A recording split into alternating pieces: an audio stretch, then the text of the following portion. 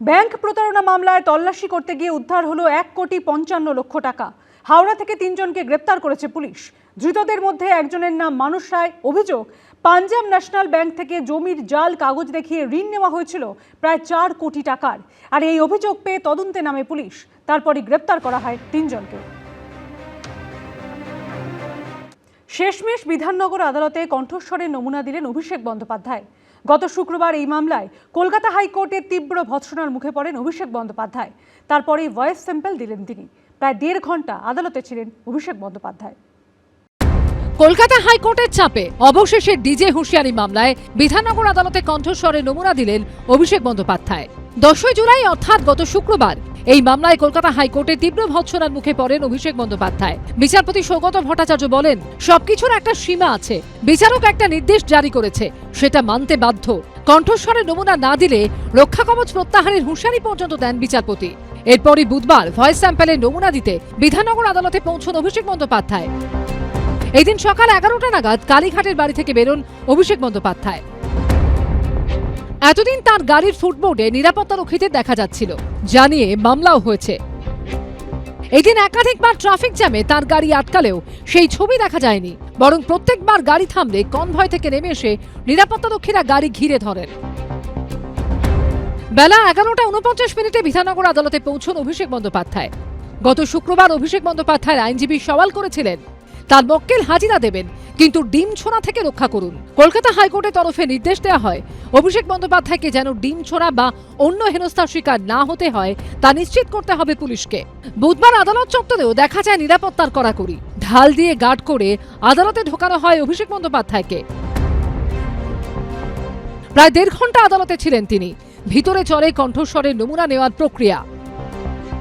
মূলত ফরেন্সিক বিশেষজ্ঞরা তাদের কাছে থাকা যে অত্যাধুনিক যে অডিও রেকর্ডার বা যে মাইক্রোফোন, তার সাহায্যে অভিযুক্ত যে বক্তব্য রেখেছিলেন সেই বক্তব্যে যে শব্দগুলো ব্যবহার করেছেন সেই শব্দগুলিকে উচ্চ কণ্ঠে পড়তে বলা হয়। মূলত এটাকে রেফারেন্স অডিও হিসেবে তারা কালেক্ট করে এবং পরবর্তীকালে ফরেন্সিক ল্যাবে পরীক্ষা করার পর সায়েন্টিফিক এভিডেন্স হিসাবে আদালতের কাছে সেটি জমা পড়ে। আজকে কোর্টে একটু আগে রিটিন আবেদন হয়েছে। আমরা একটা পিটিশন সাবমিট করেছি। আমার অ্যাডভোকেটরা সব পিটিশন সাবমিট করেছে যে অভিষেক ব্যানার্জির নাম করে কিছু থ্রেট আসছে আমাদের কাছে। পশ্চিমবঙ্গের ইতিহাসে সর্বপ্রথম অভিষেক ব্যানার্জিকে কোর্টে আসতে হয়েছে, এটাই অনেক।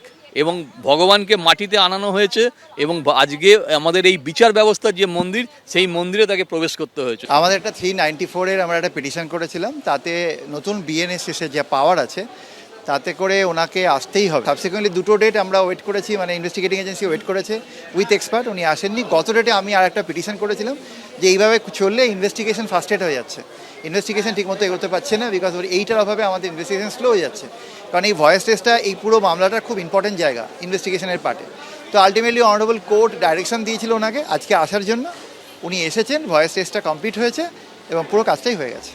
ভোট প্রচারে বারবার ডিজে বাজানো নিয়ে হুঁশিয়ারি দিতে শোনা গেছে অভিষেক বন্দ্যোপাধ্যায়কে।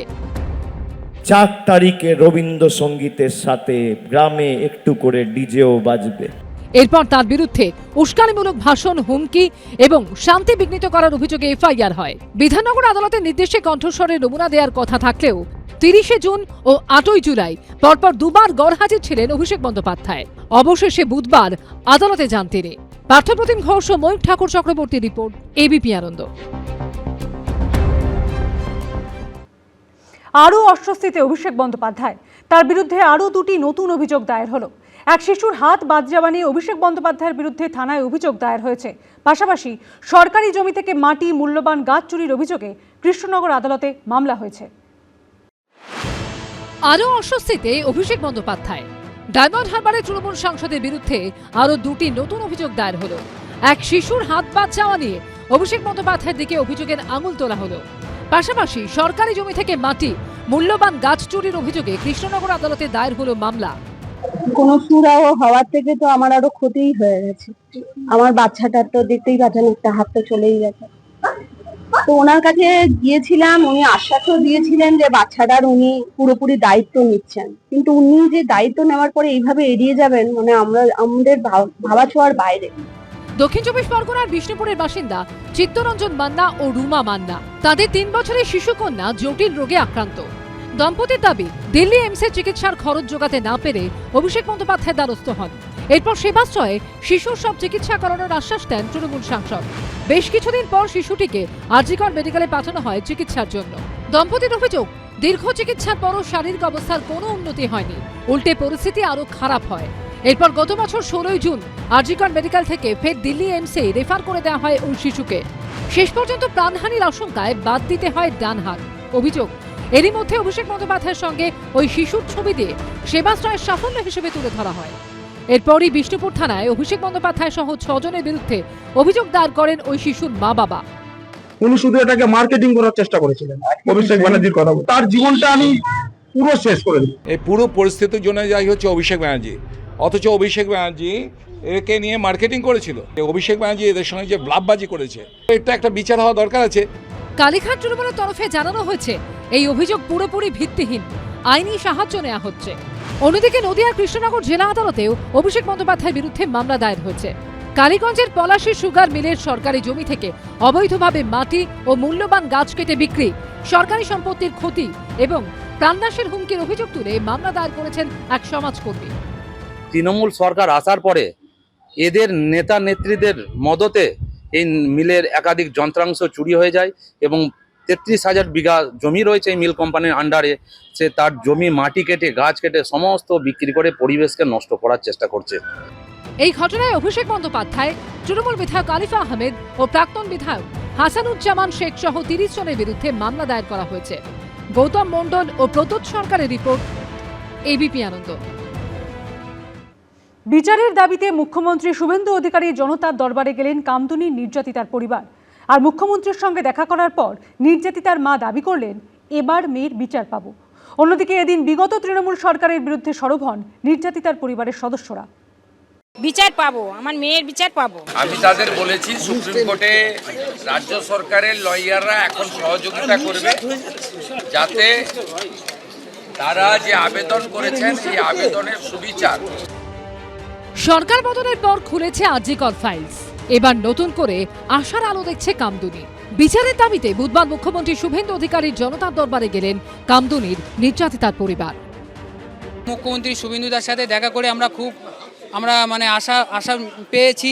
আগের সরকার যেভাবে কেসটাকে চাপা দিয়ে রেখেছিল সুপ্রিম কোর্টে, যাতে না চলে ওঠে, আমরা সেটা করব না। আমি যে গাফিলতিগুলো সিআইডি ছিল, আমি যেটা লিখেছি 11খানা পয়েন্ট, আইন হোক ইনকাউন্টার। আমদনি নিয়ে তো আমার স্ট্যান্ড আগে থেকে বলা আছে। আমি বারুইপুরে আপনাদের বলেছি, বারাসাত কোর্ট ক্যাপিটাল পানিশমেন্ট দিয়েছিল। আগের সরকার 16টা পিপি বদল করে আসামি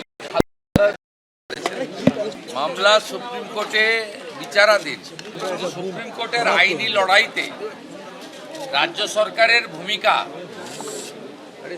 যারা ধর্ষণ করে খুন করেছে বারাসাতের ছাত্রীকে, তাদের পক্ষে থাকবে, এটা আমি মুখ্যমন্ত্রী হিসেবে বলে দিয়ে গেলাম। সেই ধরনের অ্যাডভাইস বা ডাইরেকশন আমাদের স্ট্যান্ডিং কাউন্সিলকে অলরেডি দেওয়া হয়েছে। 2013 সালের 7 জুন কামদুনি কাণ্ড নাড়িয়ে দিয়েছিল গোটা রাজ্যকে। গণধর্ষণের পর খুন করে পাঁচিলে ঘেরা ফাঁকা জমিতে ফেলে রাখা হয়েছিল কামদুনির বাসিন্দা এক কলেজ ছাত্রের মৃতদেহ। ঘটনার তদন্ত ভার যায় সিআইডির হাতে। পরবর্তীকালে ব্যাংশাল আদালত 3 জনকে মৃত্যুদণ্ড ও 3 জনকে যাবজ্জীবন কারাদণ্ডের সাজা শোনায়। এরপর 2023-এর 6 অক্টোবর কামদুনি কাণ্ডে 3 দোষী সাব্যস্তের ফাঁসির সাজা রদ করে কলকাতা হাইকোর্ট। 2 দোষীর যাবজ্জীবন কারাদণ্ডের নির্দেশ দেয় ও 4 জনকে খালাস করে হাইকোর্ট। কলেজ ছাত্রের মর্মান্তিক পরিণতির পিছনে যারা, তাদের চরম শাস্তি চেয়ে এখনো সরব কামদুনির প্রতিবাদীরা। আমরা বিচার পাইনি। আমরা বর্তমান সরকারের কাছে এটাই চাই যে আমরা বিচারটুকু যেন পাই, সেটা যেন মাননীয় মুখ্যমন্ত্রী নিজের মনিটরিংয়ে বিষয়টা দেখেন। মুখ্যমন্ত্রীর আশ্বাসের পর নতুন করে আশায় বুক বাঁধছে কামদুনির নির্যাতিতার পরিবার। শিবাশিস মৌলিকের রিপোর্ট, এবিপি আনন্দ, কলকাতা। আজ সুরুচি সংঘের খুঁটি পুজো, আর তার আগে এখন জোড়া জটিলতায় পুজো কমিটি। একদিকে খুঁটি পুজোর আগেই খুঁটি টাঙিয়ে নোটিশ ঝোলালো এলআইসি, আর অন্যদিকে নতুন কমিটি নিয়ে ক্ষোভ উগড়ে বিক্ষোভে নামলেন স্থানীয়দের একাংশ। বৃহস্পতিবার রথযাত্রা, এদিনই সুরুচি সংঘের খুঁটি পুজো। তার আগে এখন জোড়া জটিলতায় পুজো কমিটি। একদিকে খুঁটি পুজোর আগেই খুঁটি টাঙিয়ে নোটিশ ঝোলালো এলআইসি, অন্যদিকে নতুন কমিটি নিয়ে ক্ষোভ উগড়ে বিক্ষোভে নামলেন স্থানীয়দের একাংশ। বুধবার দেখা যায় মাঠের ভিতরে খুঁটি পুঁতে এলআইসির তরফে লেখা হয়েছে এই সম্পত্তি লাইফ ইন্স্যুরেন্স কর্পোরেশন অফ ইন্ডিয়ার মালিকানাধীন। অনধিকার প্রবেশকারীদের বিরুদ্ধে আইনানুগ ব্যবস্থা নেওয়া হবে। পুজো মণ্ডপের জমির চারপাশেও লাগানো হয়েছে এই নোটিশ। অরূপ বিশ্বাস এবং স্বরূপ বিশ্বাসের জমানা বদলে সেখানে গঠন করা হয়েছে নতুন কমিটি। সম্পাদক করা হয়েছে স্থানীয় বাসিন্দা ও দমদম উত্তরের বিজেপি বিধায়ক সৌরভ শিকদারকে, যে পদে এতদিন ছিলেন অরূপ বিশ্বাসের ভাই স্বরূপ বিশ্বাস। এই দিন তিনি জানিয়েছেন এলআইসির কাছ থেকে আইনিভাবে ভাড়া নিয়ে পুজো করবে। এর মধ্যে নতুন কমিটি নিয়েও এলাকাবাসীর মনে তৈরি হয়েছে ক্ষোভ। বাসিন্দাদের একাংশের দাবি, এখনো কমিটিতে কয়েকজন রয়েছেন যারা অরূপ বিশ্বাসের লোক বলে পরিচিত। তাদের সরিয়ে স্থানীয়দের কমিটিতে জায়গা দেওয়ার দাবিতে এই দিন বিক্ষোভ দেখান তারা।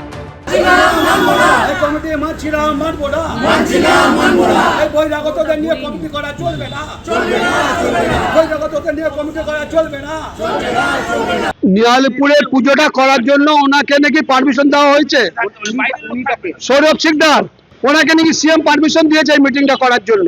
আমরা চাইছি কমিটি নতুন করে তৈরি হবে এবং নতুন করে পুজো আমরা সুন্দর করে পুজো করব। কমিটি গঠনের পর সম্পাদক সৌরভ শিকদারের মুখে শোনা গেছিল পুরনো কমিটি নিয়ে এলাকাবাসীর ক্ষোভের কথা।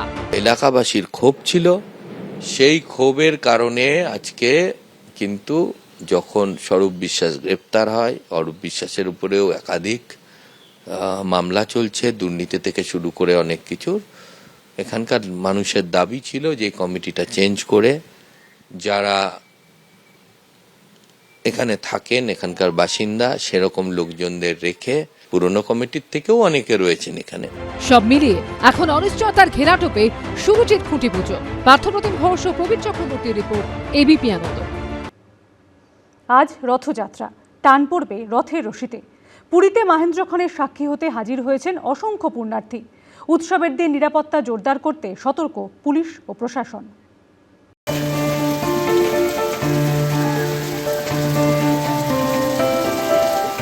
মঙ্গলে হয়েছে নবযৌবন বেশ।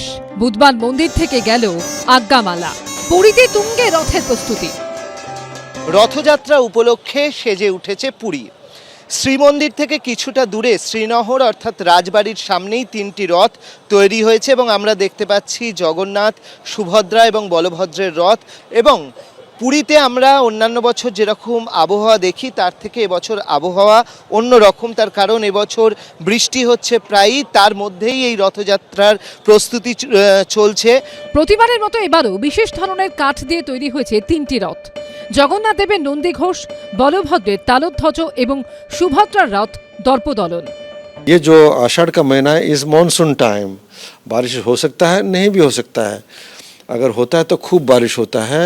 तो उस वक़्त क्या होता था ना, जगन्नाथ जी का तीनों रथ का जो व्हील्स हैं वो मिट्टी के अंदर घुस जाते हैं, तो उनको फिर निकाल के रथ को आगे लेना बहुत मुश्किल है। तो उस वक़्त हमारे हाथी थे जगन्नाथ जी के सेवा में, उन लोग पीछे से धकेलते थे। तो ये सब कठिनाइयों को पार करके भगवान जी का रथ यात्रा होता है। भक्तों के लिए कोई चीज़ चैलेंज नहीं है, वहाँ पे भक्ति जो है ये सबको खंडन कर देता है। জনশ্রুতি আছে স্নান যাত্রার পর জগন্নাথ দেবের কাঁপুনি দিয়ে জ্বর আসে, তখন লেপ কম্বল মুড়ি দিয়ে শুয়ে থাকেন তিনি। কবিরাজের পাঁচন খেয়ে জ্বর ছাড়লে হয় নবযৌবন উৎসব রথযাত্রার আগের দিন।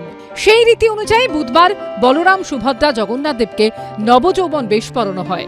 বৃহস্পতিবার রথযাত্রা, পুণ্যতিথিতে টান পড়বে রথের রশিতে। মাসির বাড়ি যাবেন জগন্নাথ, বলরাম, সুভদ্রা। সেই উপলক্ষে লক্ষ লক্ষ পুণ্যার্থী এসেছেন জগন্নাথ ধামে। ভগবানের কৃপা ছাড়া রথযাত্রায় এইভাবে কাউকে টানেন না। জয় জগন্নাথ। भगवान के दर्शन, स्पेशल दर्शन करने के लिए ही आना था। मथुरा से आया हूँ और मुझे बहुत अच्छा लगा है, बहुत अच्छी तरह से मिले हैं, बहुत अच्छा मुलाकात हुई है। कहाँ से आ रहे हैं? मैं त्रिपुरा से आया हूँ। অনেক ভালো। নেই, পहली बार है, প্রথমবার। খুব ভালো, মনটা শান্তি হয়ে গেছে, সত্যি অদ্ভুত। We have taken all precautions for any kind of inclement weather. So the administration is fully prepared to counter anything. You would have seen that there were rains in the morning, but they are all drained out. So the preparations are in full swing. Rathyatra উপলক্ষে নিরাপত্তা জোরদার করা হয়েছে পুরীর। রথযাত্রা উপলক্ষে কড়া নিরাপত্তার আয়োজন করা হয়েছে পুরীতে। আমরা দেখতে পাচ্ছি যে এখানে এনএসজি যারা রয়েছেন ন্যাশনাল সিকিউরিটি গার্ড, সেই এনএসজি কমান্ডোরা তারা এখানে রয়েছেন এবং তারা রীতিমতো তাদের অত্যাধুনিক যে সমস্ত অস্ত্র রয়েছে সেই সমস্ত নিয়ে তারা স্ট্র্যাটেজিক পয়েন্টে তারা দায়িত্বে থাকছেন। एनएसजी का कमांडो को देखे सिक्योरिटी के लिए पूरी जगन्नाथ धाम में रथ यात्रा के समय में इसका सिक्योरिटी बहुत इम्पोर्टेंट है, उसको नज़रअंदाज करते हुए हमारा जो स्टेट का स्पेशल टैक्टिकल यूनिट एनएसजी के आईबस टीम ये सब तैनात किया गया है। वो सारे अरेंजमेंट हमारे जो आईजी ऑपरेशन उनका प्रत्यक्ष निगरानी में हो रहा है।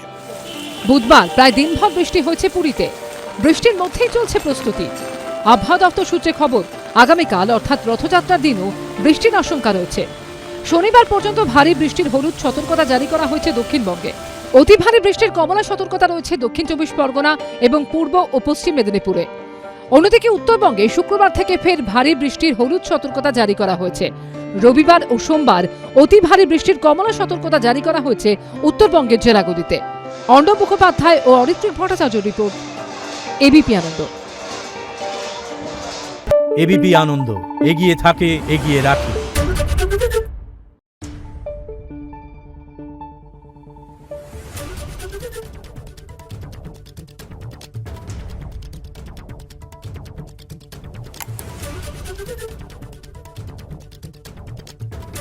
Thank you.